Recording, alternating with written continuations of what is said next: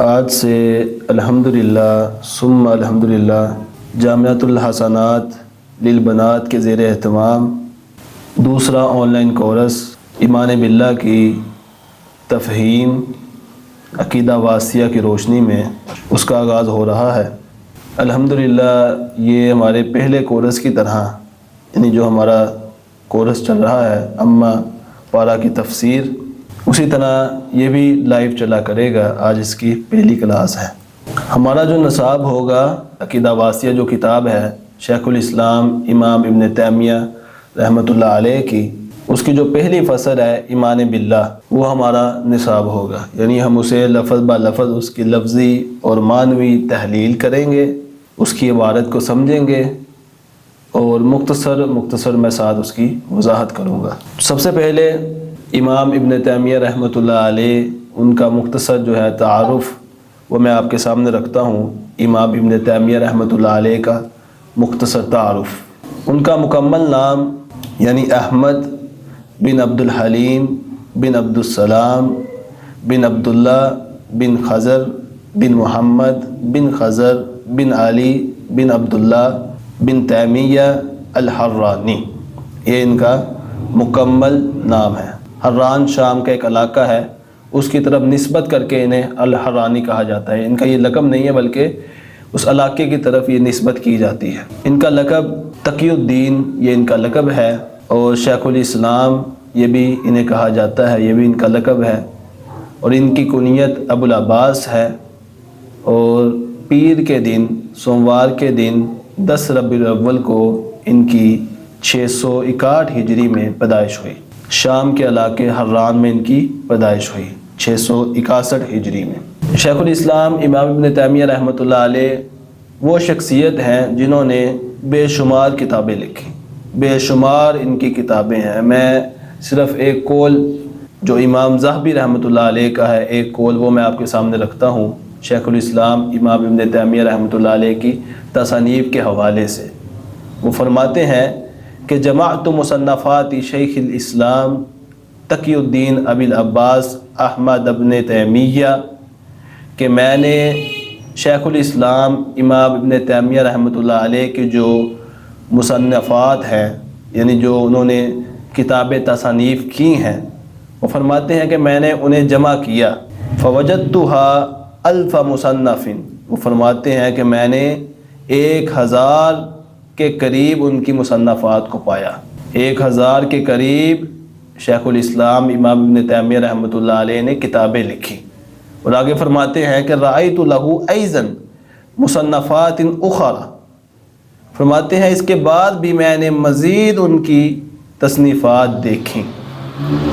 تو یہاں سے آپ کو اندازہ ہوگا کہ شیخ الاسلام امام ابن تیمیہ رحمۃ اللہ علیہ نے کتنی کتابیں لکھی۔ اور ان کے شاگرد ابن رشیق یہ ان کے شاگرد ہیں، ان کی وفات 749 ہجری میں ہوئی۔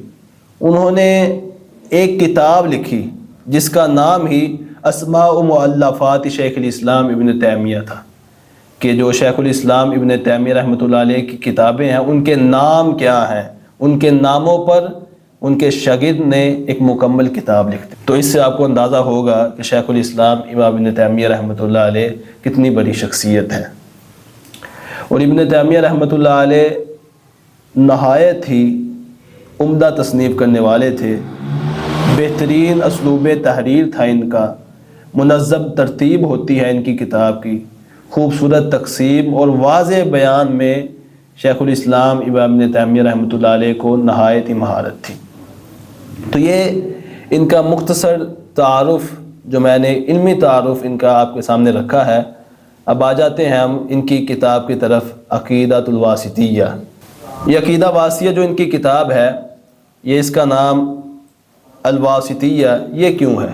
اس کا یہ جواب ہے کہ عراق کے ایک شہر واسط کے قاضی نے شیخ الاسلام امام ابن تیمیہ رحمۃ اللہ علیہ سے درخواست کی۔ کیا کہا کہ شیخ الاسلام آپ ایک مختصر واضح انداز میں جو عام اور خاص دونوں کے لیے مفید ہو، عام اور خاص لوگوں کے لیے مفید ہو، جو عام اور خاص دونوں کو سمجھ آ سکے، عقائد پر ایک رسالہ لکھ دیجئے۔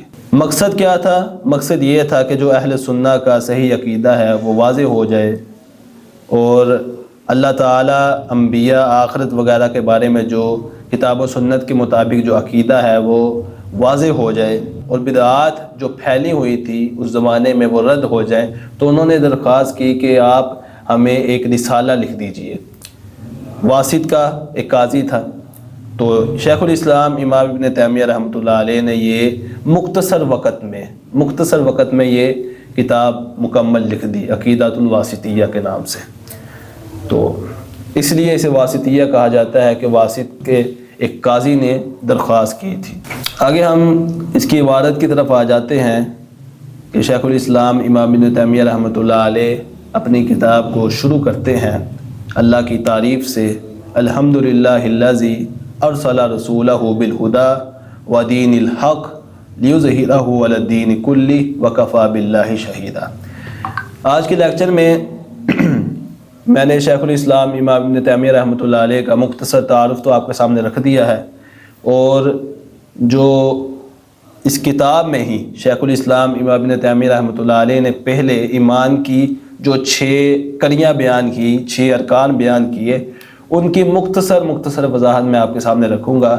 پھر کل سے انشاءاللہ ہم ایمان باللہ جو ہے اس کے حوالے سے تفصیل کے ساتھ بات کریں گے۔ تو المختصر، الحمدللہ الذی ارسل رسولہ بالہدی ودین الحق لیظہرہ علی الدین کلہ وکفی باللہ شہیدا، کہ سب تعریفیں اللہ ہی کے لیے ہیں جس نے بھیجا رسول کو بالہدی، ہدایت کے ساتھ، ودین الحق کی، دین حق کے ساتھ، لیظہرہ علی الدین کلہ، تاکہ وہ اسے غالب کرے، علی الدین کلی، تمام کے تمام ادیان پر، وکفی باللہ شہیدا، اور کافی ہے اللہ شہیدہ بطور گواہ۔ تو رسول سے مراد ارسل رسولہ بالہدی، اگر رسول سے مراد یہاں جنس لیا جائے تو اس سے مراد تمام رسولوں کو ہدایت اور دین حق کے ساتھ ہی اللہ تعالیٰ نے مبعوث فرمایا، مگر اگر یہاں ذات مراد لیا جائے رسولہ، اس سے کون سا رسول مراد ہے؟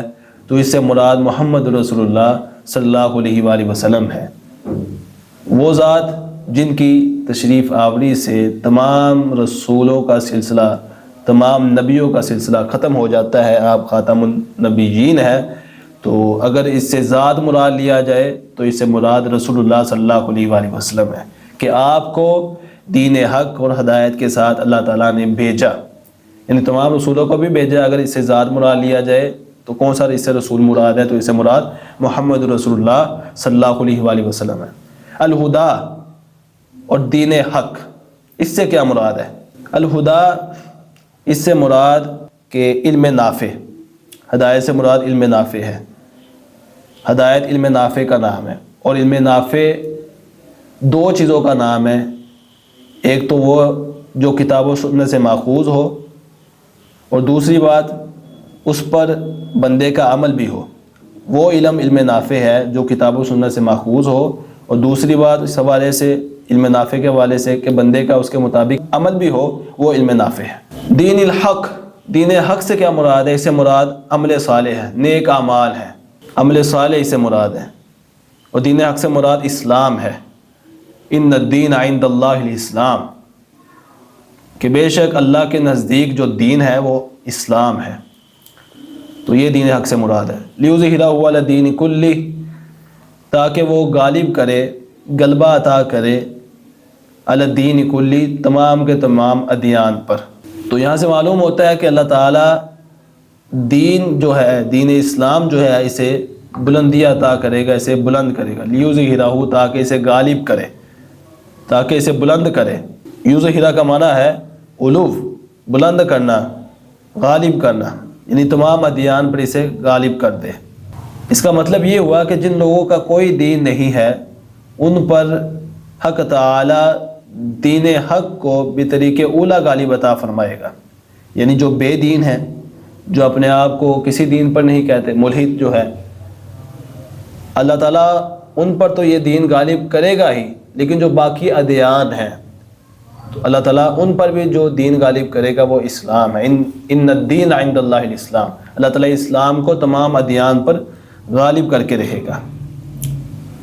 تو یہاں سے یہ بھی بات معلوم ہوتی ہے کہ جو مسلم ہے، جو مومن ہے، اسے چاہیے کہ وہ اپنے آپ کو بلند رکھے، کیونکہ اللہ تعالیٰ اسے بلندی عطا کر رہا ہے. تو اسے بھی چاہیے کہ وہ اپنے آپ کو بلند رکھے، اپنے آپ کو غالب رکھے، اور اس پر جدوجہد کرتا رہے اپنے آپ کو غالب رکھنے کے لیے، بلند رکھنے کے لیے. یعنی جو دین کے ساتھ جڑ جاتا ہے، اسلام کے ساتھ جڑ جاتا ہے، کتاب و سنت پر عمل کرتا ہے، قرآن کے ساتھ جڑ جاتا ہے، حدیث کے ساتھ جڑ جاتا ہے، تو اللہ تعالیٰ اسے بھی پھر بلندی عطا کر دیتا ہے. اسے یہ بھی ایک نقطہ نکلتا ہے. وَكَفَى بِاللَّهِ شَهِيدًا. آگے شیخ الاسلام امام ابن تیمیہ رحمۃ اللہ علیہ لکھتے ہیں، یہ بطور انہوں نے آیت ذکر کی ہے، یہ آیت بھی ہے قرآن مجید کی. تو وَكَفَى بِاللَّهِ شَهِيدًا، کافی ہے اللہ شہیدہ بطور گواہ، بطور گواہ اللہ تعالیٰ کافی ہے.